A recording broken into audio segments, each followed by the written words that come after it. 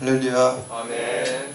바울은 이 고린도 교회 분열의 원인을 세상의 기준과 가치관을 쫓아가는 육체에 속한 그 육적인 그리스도인들 때문이라고 이렇게 진단을 했습니다. 그래서 이제 그것을 극복하기 위해서 집의 비유, 또 밭의 비유, 성전의 비유를 통해서 성령 충만한 영적인 그리스도인이 되라라고 이렇게 교훈하고 있습니다. 그리고 오늘 이제 4장 말씀 우리가 함께 이어지는 본문 속에서는 그럼 이제 영적인 그리스도인이 어떻게 살아야 되는지 그 모습을 좀 더 구체적으로 말씀하고 있습니다. 이제 판단과 또 삶의 태도에 대한 이 교훈을 통해서 영적인 그리스도인으로 거듭나라라고 이렇게 촉구하는 모습을 볼 수가 있습니다. 그래서 이 말씀을 통해서 우리가 성령에 이끌려 살고 또 성령 충만한 영적인 그리스도인으로 되기를 결단하는 그러한 시간 되시기를 주님의 이름으로 축복합니다.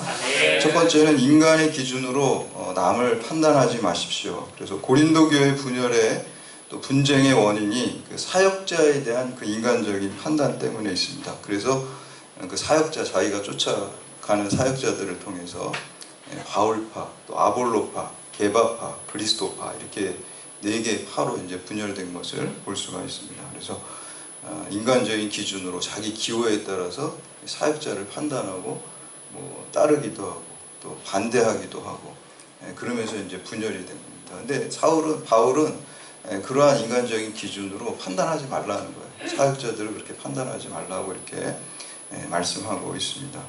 우리가 이제 교회에서도 많이 분열 일어나는 것들 중에 하나가 이제 담임 목사님을 둘러싸고 이렇게 지지하는 분이 있고 또 담임 목사님 하는 목회에 대해서 또 이제 반대하는 또 분들이 있어요. 그러다 보면 교인들 간에 그 문제 가지고 또 이제 나눠져. 근데 그게 다 판단하는 거잖아요. 비판하기도 하고 또 그렇게 돼서 이제 갈라지기도 하고 또 어떤 교회는 그 은퇴하신 원로 목사님이 계속 거기에 나오시는데 또 원로 목사님을 또 따라가시는 또 분들이 있고 또 현재 담임 목사님을 쫓아가는 분들이 있어서 또 그것 때문에 또 교회가 분열이 되고 갈라지는 것을 볼 수가 있습니다. 그래서 오늘 이 고린도 전서 말씀을 보니까 그 2000년 전에도 초대교회도 바로 이러한 문제들 때문에 사역자들을 인간적인 잣대와 기호가 있겠죠, 사람마다. 그런 걸 가지고 자꾸 판단해가지고 그것 때문에 교회가 분열되었는데 그렇게 하지 말라고 이렇게 말씀하고 있습니다. 우리 1절에서 5절까지 말씀 함께 봉독합니다. 시작. 사람이 마땅히 우리를 그리스도의 일꾼이요 하나님의 비밀을 맡은 자로 여길지어다. 그리고 맡은 자들에게 구할 것은 충성이니라. 너희에게나 다른 사람에게나 판단받는 것이 내게는 매우 작은 일이라. 나도 나를 판단하지 아니하노니 내가 자책할 아무것도 깨닫지 못하나 이로 말미암아 의롭다함을 얻지 못하노라. 다만 나를 심판하실 이는 주시니라. 그러므로 때가 이르기 전 곧 주께서 오시기까지 아무것도 판단하지 말라. 그가 어둠에 감추는 것들을 드러내고 마음의 뜻을 나타내시니 그때 각 사람에게 하나님으로부터 칭찬이 있으리라. 아멘. 우리 3절에 읽었던 판단이라는 말을 그 헬라 원어에 보면은 크리노라고 이렇게 나오고 있습니다. 크리틱한다 그러잖아요, 영어로. 그래서 어떤 비판하거나 정죄하거나 또 심판하는 것을 말씀하고 있습니다. 근데 인간은 본질적으로요, 다른 사람을 심판할 자격이 없습니다. 왜냐하면 심판하시는 분은 오직 하나님 한 분뿐이기 때문입니다. 우리 모두는 다 하나님 앞에서 우리가 평가받고 심판받는 대상이지 우리가 누구를 정죄하거나 우리가 누구를 판단하고 심판하는 거는요, 인간이 하나님의 자리에 앉는 교만에 불과합니다. 근데 사실 우리는 그런 일들을 마음속에서 많이 하고 있습니다. 또 더 이게 심해지면 말로 또 하기도 하죠. 그래서 이제 다른 사람들의 신앙생활하는 분들을 갖다가 마음속으로 이렇게 비판하고 판단하고 또 정죄하고 저 집사님 왜 저렇게 뭐 이렇게 막 그런 마음들을 갖게 되죠. 그래서 오늘 말씀은 사도 바울이 이제 사역자에 대해서 얘기하고 있지만 이 폭넓게는 사실 우리 성경에 보면은 모든 그리스도인들, 더 나아가서 심지어는 예수님은 아예 모든 인간에 대해서 너네들이 정죄하고 심판하지 말라 그래요. 굉장히 싫어하세요. 비판하지 말라. 너 하는 일이나 잘하지 다른 사람 비판하지 말라고 이렇게 폭넓게 말하고 있습니다. 그래서 오늘 이제 사도 바울이 사역자들을 판단하거나 비판하거나 정죄하지 말라라는 이 말씀을 또 근본적으로 맞는 말이지만 나쁘게 안 좋게 또 악용하는 또 목회자들도 있어요. 주의 종을 심판하러 하지 말라 그랬으니까 자기가 무슨 짓을 해도 도덕적으로 부도덕한 일을 해도 너희들은 판단하지 마라. 하나님, 주의 종은 하나님 판단하는 거. 이렇게까지 또 그거를 안 좋게 이용하는 또 부분이 있습니다. 근데 그건 또 안 좋은 거죠. 그러나 어찌됐건 우리가 말씀해 보면 근본적으로 사역자들을 비판하고 판단하지 말라 그랬는데 그건 단순히 사역자만이 아닙니다. 우리 그 베드로서 전서에 보면은 우리는 왕 같은 다 제사장이라고 그랬어요. 그러니까 모든 그리스도인들이 제사장이라는 것은 모든 그리스도인이 사역자라는 뜻입니다. 오늘 1절 말씀에 보면은 사역자를 뭐라 그래요? 그리스도의 일꾼이라고 그래요. 목회자만 그리스도의 일꾼입니까? 아니죠. 우리 평신도들도 다 주의 일을 감당하는 것이기 때문에 다 그리스도의 일꾼입니다. 그래서 만인 제사장 서절이라고 그 마르틴 루터가 그거를 얘기를 하는데 제사장이라는 게 이제 목회자라는 거예요. 그리스도인이 다 목회자라는 겁니다. 어떻게 보면은 여러분들은 더 큰 교구를 맡고 있어요. 저는 교회에 있는 사람들 주로 만나는데 여러분이 경찰대학에 있는 사람 다 만나잖아요. 이 세상에 큰 교구를 갖고 있습니다. 그래서 우리 평신도들은 만인 제사장서 루터의 말처럼 그리고 베드로 사도가 말한 것처럼 너희는 다 왕같은 제사장, 왕같은 목회자들이기 때문에 하나님의 일꾼이기 때문에 서로 그 일에 대해서 비판하거나 판단하지 말라는 거예요. 하나님이 이 모양 저 모양으로 다 사용하십니다. 그리고 그 판단과 심판은 하나님이 하십니다. 그래서 우리 인간이 다른 사람을 이렇게 비판하거나 판단하지 말아야 됩니다. 예수님께서는 마태복음 7장에서도 비판하지 말라고 그랬죠. 그 잣대로 너희도 비판을 받기 때문이라고 그랬고요. 누가복음 6장에 보면은 비판하지 말라 그리하면 너희가 비판을 받을 것이요 정죄하지 말라 그리하면 너희가 정죄를 받지 않을 것이요 용서하라 그리하면 너희가 용서를 받을 것이요 라고 이렇게 말씀하고 있습니다. 우리가 그 요한복음 21장에 보면 예수님께서 이제 십자가에서 죽으시고 3일 만에 부활하신 다음에 갈릴리 바닷가에서 제자들에게 이제 생선을 구워주시고 아침 식사를 같이 하신 다음에 베드로에게 이제 3번 물어보는 유명한 장면이 있잖아요. 네가 나를 사랑하느냐? 그런 다음에 이제 3번 또 당부를 하죠. 내 양을 먹이라. 이렇게 이제 3번 당부를 합니다. 이제 그게 끝난 다음에 베드로가 좀 시기심이 있었던 것 같아요. 그 사도 요한이 이제 애제자, 사랑하는 제자라고 요한복음에 나오는데 이 사도 요한이 예수님 품에 이렇게 안겨 있어요. 그러니까 더 자기보다 가까운 것 같으니까 좀 샘도 나는 것 같고. 그래서 이제 베드로가 이제 예수님께서 내 양을 먹이라고 자기는 명령을 들었는데 쟤는 어떻게 되나요? 이렇게 물어보는 장면이 있어요. 쟤는 어떻게 되나요? 이렇게 물어보고. 그러니까 예수님이 좀 친절하게 대답해 주시질 않고 좀 민망할 정도로 꾸짖는 게 있어요. 꾸짖어요. 꾸짖어요. 야, 내가 다시 올 때까지 여기 이 요한을 그대로 둔들 그게 너랑 무슨 상관이야. 넌 그거는 관심 갖지 말고 내가 너한테 당부한 사명 내 양을 먹이라고 한 거 그것만 집중해. 그 사역과 나한테만 집중해. 그러니까 예수님하고 다 1대1로 이렇게 사역자들이 돼 있는 거지 이렇게 돼 있는 게 아니에요. 마치 이제 피라미드 조직같이 이렇게 각 사람. 그래서 이 시간에도 성령님이 임재하실 때 우리가 함께 모여서 물론 예배를 드리지만 한 사람 한 사람 인격적으로 성령님께서 만나주신 줄 믿습니다. 아멘. 그래서 저도 늘 예배 드릴 때 그런 기도를 해요.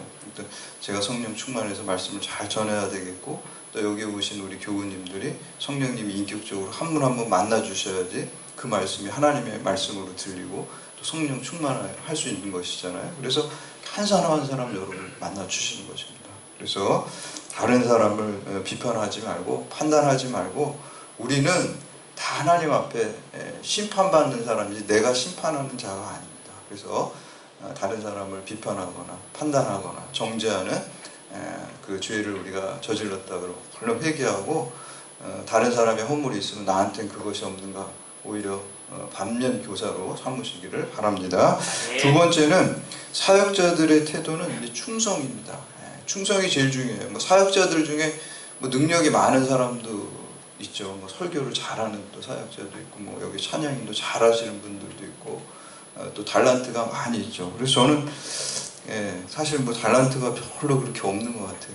근데 오늘 말씀이 굉장히 위로가 되는 것이 뭐냐면 하나님의 기준에서는 충성을 최고로 본다는 거예요. 내가 좀 그런 달란트가 없더라도 내가 순수한 마음으로 하나님께 충성하는 것, 그거는 좀 제가 해볼 만하다라는 마음이 들거든요. 그래서 여러분들도 우리가 세상의 기준으로는 화려한 달란트를 가지고 사람들은 판단하지만 하나님의 기준은 그게 아니라는 거예요.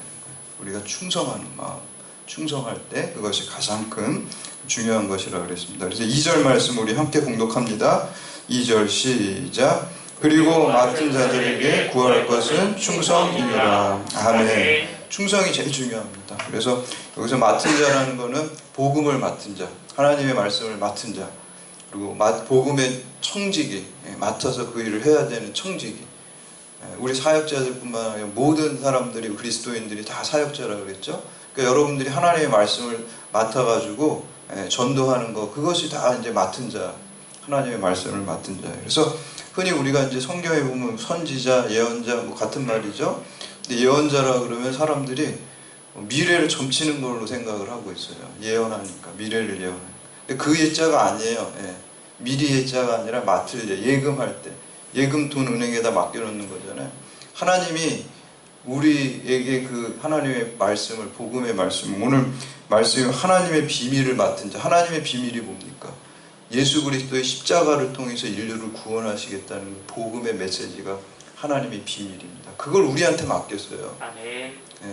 우리한테 맡긴 다음에 우리가 그걸 가지고 그 청지기처럼 달란트로 주신 것처럼 그걸 묻어두는 게 아니라 그거를 잘 사용하도록 우리에게 맡기신 줄 믿습니다. 아멘. 그래서 우리가 다 그 하나님의 그에서 부르시고 그 맡기신 자들로서 사명을 감당해요. 그래서 그 예언자라는 게 이제 그 미래를 보는, 점치는 그런 의미가 아니라 하나님의 말씀을 맡았다는 게 초점이 있다 그랬죠. 그래서 예레미야 선지자가 부름받을 때 예레미야 1장에 보면 하나님께서 예레미야가 자꾸 이제 부담스러우니까 걱정하지 마. 내 말을 네 입술에다 내가 두었어. 그러니까 너는 그냥 그 맡은 거 네가 그냥 인출해가지고 전하기만 하면 되는 거야.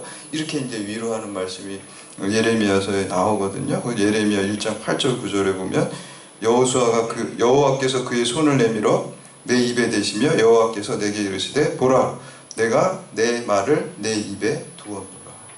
맡겼다는 거예요. 맡을 예자. 그런데 요한계시록에 보면 하나님께서 그 말씀을 맡기셨는데 미래에 대한 얘기가 많이 나오죠. 종말에 대한 얘기가. 그 미래가 중요한 게 아니에요. 그거는 하나님의 말씀을 맡아서 얘기하다 보니까 미래의 내용이 들어간 거예요. 그러니까 포커스가 미래에 뭐 점치는 것 같은 예언하는 그 예견하는 게 초점이 아니라요. 하나님의 말씀을 맡았다는 게 그게 본질이에요. 하나님의 말씀을 얘기하다 보면 거기에 미래에 대한 얘기들이 있잖아요. 그래서 구약의 선지자들, 예언자들이 하나님의 말씀을 맡아가지고 이스라엘 백성 회개를 촉구하죠. 근데 거기에 보면 미래의 내용들이 있어요. 그 하나님의 말씀을 맡아서. 왜냐하면 야, 너 이렇게 불순종하고 말씀 쫓아서 안 살아가면 하나님께서 너 심판하실 거야. 미래에 대한 얘기가 있죠. 근데 거기 미래를 예견하는 게 중요한 게 아니라 하나님의 말씀을 맡아서 하는 게 이게 본질이라는 거예요. 그래서 사역자들의 태도는 그 맡은 바, 우리가 복음을 하나님의 비밀을 맡았기 때문에 그거를 잘 전달해야 될 줄로 믿습니다. 근데 우리가 말로만 전달하는 게 아니에요. 예수 그리스도의 십자가의 복음의 아가페의 사랑, 우리가 그 사랑을 전하고 구원과 생명을 전하는데 말로만 전하는 게 아니라 우리의 삶으로 그 사랑을 보여야 돼. 그것이 맡은 자로서의 마땅히 해야 될 일인 줄 믿습니다. 그것이 사명이에요. 말과 삶으로 그것을 드러내주고 보여주고 전파해주는 것이 맡은 자로서의 충성입니다. 그냥 말만 가지고 하는 건 온전한 충성이 아니라 반쪽짜리 충성이에요. 말과 삶으로 맡은 복음을, 사랑의 복음을, 생명의 복음을 우리가 전파해야 될 줄로 믿습니다. 여러분이 사랑의 원자탄 그 손양원 목사님 이야기를 아마 잘 아실 거예요. 이분이 일제시대 때 이제 8년 동안 신사참배하는 옥고를 살다가 이제 나와가지고 이제 해방돼가지고 여수 그쪽에 이제 애양원 병원 교회로 가가지고 이 문둥병자들을 돌봤잖아요. 그래서 그 고름을 갖다가 입으로 빨고 뭐 저도 이제 여수 거기 기념교회 가보니까 그런 장면들이 그림으로 다 나와 있고 뭐 사진도 이렇게 손양호 목사님 사진도 있는데 그때 이제 여수 순천 반란 사건이 일어나가지고 그때 이제 공산당 그 세력들이 사람들 인민 재판하고 죽이는데 그때 이제 그 두 아들을 그 공산당 청년이 죽이잖아요. 동신이 동인을 죽이죠. 근데 이제 이 목사님이 그 죽인 그 공산당 청년을 자기의 양 아들로 삼았어요. 그리고 그 양 아들이 그 은혜에 이제 감화돼서 성령의 감동으로 목회자가 됐어요. 그러니까 사랑을 보여줬어요. 근데 나중에 이제 6.25 전쟁이 일어났을 때는 또 이제 옥고를 치르시다가 이제 공산당이 이제 물러갈 때 그 총살시켜가지고 과수원에서 이렇게 총살시켜서 49세에 죽게 됐어요. 근데 제가 그 기념교회 가보니까요, 여수 거기에 교회 입구에 엄청나게 큰 글씨가 탁 있어요. 내가 죽도록 충성하라. 이 말씀 딱 써요. 그 말밖에 없어요. 믿는 사람들, 사역자들의, 우리 그리스도인들의 가장 큰 삶의 태도는 죽도록 충성하는 것인 줄 믿습니다. 그래서 그 요한계시록에 죽도록 충성하라. 그리하면 내가 내게 생명의 면류관을 주리라. 그렇게 말씀합니다. 영적인 그리스도인 뭐라 그랬어요? 지난 시간에 상급을 바라보면서 나아가는 사람. 구원만 받으면 됐지. 이러면 육적인 그리스도인이에요. 영적인 그리스도인이 되시기를 축복합니다. 생명의 면류관, 상급을 받으시기를 축복합니다. 마지막으로 세 번째, 우리가 가진 모든 것은 다 하나님께 받은 것이므로 겸손해야 됩니다. 이게 이제 우리 영적인 그리스도인의 삶의 태도입니다. 6절과 7절 말씀 함께 봉독합니다. 시작. 형제들아, 내가 너희를 위하여 이 일에 나와 아볼로를 들어서 본을 보였으니 이는 너희로 하여금 기록된 말씀 밖으로 넘어가지 말라 한 것을 우리에게서 배워 서로 대적하여 교만한 마음을 가지지 말게 하려 함이라. 누가 너를 남달리 구별하였느냐? 내게 있는 것 중에 같지 아니한 것이 무엇이냐? 내가 받았은지 어찌하여 같지 아니한 것 같으냐? 아멘. 바울과 아볼로는요 서로 판단하지 않았어요. 어떻게 보면은 바울은 나갔으니까 이제 은퇴한 목사고 아볼로는 현재 목사니까 갈등이 일어날 수밖에 없는데 둘은 그런 게 없었어요. 서로 판단하지 않았어요. 아볼로도 주의 종이고 바울도 주의 종이니까 각자 뭐 모습이 틀리죠. 바울의 달란트가 틀리고 아볼로의 달란트가 틀리고 아볼로는 설교를 잘한 것 같고 바울은 전도를 잘한 것 같고 그러니까 다 분업화돼 가지고 한 거지. 누가 뭐 서로 뭐 자기에게 있는 것을 자랑하거나 서로 그러지 않았단 말이에요. 그 오히려 분업이 됐다고 생각을 하니까 서로 판단을 안 했던 것이죠. 근데 이제 누가 문제냐면 육적인 그리스도인들이 그거를 판단해 가지고 교회가 분열된 거예요. 그래서 이제 우리가 아볼로와 내가 겸손의 본을 받는. 왜 분열되냐면요, 교만하기 때문에 분열되는 거예요. 마음속에 내 생각이 옳고 쟤는 틀리다고 생각하니까 분열하는 거예요. 근데 빌립보서 말씀처럼 다른 사람을 나보다 낫다고 생각하면은 분열할 수가 없어요. 저 사람이 맞지, 저 사람이 옳지. 이렇게 겸손한 마음을 갖게 되면 서로 상방이 서로 겸손한 마음을 갖게 되면 분열될 수가 없다는 것입니다. 그래서 이 솔선수범에서 바울과 아볼로가 그 겸손함을 보여줬는데 그걸 잘 따르지 못하는 육적인 그리스도인이 있었다는 거예요. 근데 겸손의 그 원조는 예수님입니다. 사실 예수님은 하늘 보좌를 버리시고 땅으로 내려오셔서 겸손의 아주 극단적인 모습을 보여줬어요. 그리고 이 땅에 내려오셨을 뿐만 아니라 가장 비천한 그 말구에 태어나셨어요. 그리고 갈릴리는 진짜 못 사는 동네예요. 그래서 그냥 나다나엘이 뭐 갈릴리에 뭐 선한 게 있어? 이렇게 뭐 선한 게 없는 동네예요. 아주 그냥 빈촌이에요. 거기서 목수 또 비천한 일을 하셨어요. 그리고 예루살렘 입성할 때도 장군이 타는 말을 타지 않았어요. 평화로우신 나귀, 겸손하게 좋은 차 타고 들어가신 거, 캐딜락 이런 거 타고 들어가신 게 아니라 아주 그냥 초라한 차를 타고 들어가신 거. 뿐만 아니라 예수님 제자들 발을 씻어 죽기까지 낮아주시고 겸손의 극치는 십자가에서 죽으십니다. 여러분 다 빨개 벗겨가지고 채찍 맞고 그냥 매달아 놓은 거예요. 대롱대롱. 수치심과 고난을 아주 거기 딱 그거를 다 하나님께서 하나님의 아들이신 예수님께서 받으셨다는 게 십자가는 겸손의 극치를 보여주는 것입니다. 바울과 아볼로가 그 예수님을 본받아서 겸손의 모습을 보여주고 너희도 나를 본받아라 그랬는데 육적인 그 그리스도인들이 그걸 잘 하지 못했어요. 그리고 6절에 보면 너희로 하여금 기록된 말씀 밖으로 넘어가지 말라. 바울이 말하는 기록된 말씀, 성경은 구약이에요. 이때는 신약이 없었잖아요.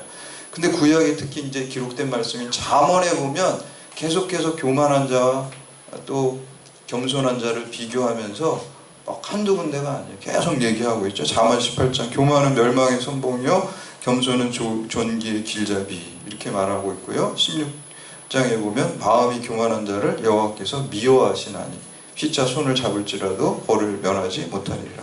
29장에는 사람이 교만하면 낮아지게 되고 마음이 겸손하면 영예를 얻으리라. 그 베드로 사도가 이걸 또 베드로전서 5장 5절에서 하나님은 교만한 자를 대적하시되 겸손한 자에게 은혜를 주신다라고 이렇게 말씀합니다.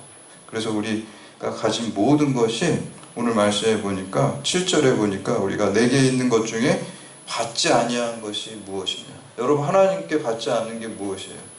다 하나님께 받은 게 여러분 생명 자체가 하나님께 받은 건데 뭐 이 안에서 뭐 무슨 돈, 명예, 권력, 지식 무슨 이런 지위 이런 건 말할 것도 없고요. 여러분의 존재 자체가 하나님께 받은 거예요. 그렇잖아요. 뿐만 아니라 예수 그리스도를 우리가 선물로 받았습니다. 그래서 우리가 영원한 생명을 얻게 됐어요. 그보다 큰 게 어디 있습니까? 근데 다 하나님께 받았는데 내가 뭘 어떻게 교만할 수 있겠어요? 내가 한 것처럼 주님의 은혜로 우리가 다 받았습니다. 그래서 어거스틴이 제자들이 물어볼 때 선생님 기독교인의 첫째 된 덕목이 무엇입니까? 그러니까 겸손이다. 그 제자들이 또 물어요. 두 번째 덕목이 무엇입니까? 겸손이다. 그럼 세 번째 덕목이 무엇입니까? 겸손이다. 겸손만 갖고 있으면요 하나님이 지혜가 없으면은 성령의 지혜를 부어주시고요 능력이 내가 없으면 내가 겸손한 자에게 하나님이 은혜를 주셔서 성령의 능력을 주세요. 그러니까 겸손의 그릇만 우리는 준비하고 있습니다. 내가 달란트도 없는데 이런 거 걱정할 필요가 없어요. 내가 겸손하지 않는 것만 걱정하시면 됩니다. 그래서 우리가 가진 모든 것이 다 하나님께서 주신 것을 믿고 우리가 늘 겸손함으로써 우리가 하나님께 쓰임받고 또 축복받는 여러분들 다 되시기를 주님의 이름으로 축원합니다. 아멘.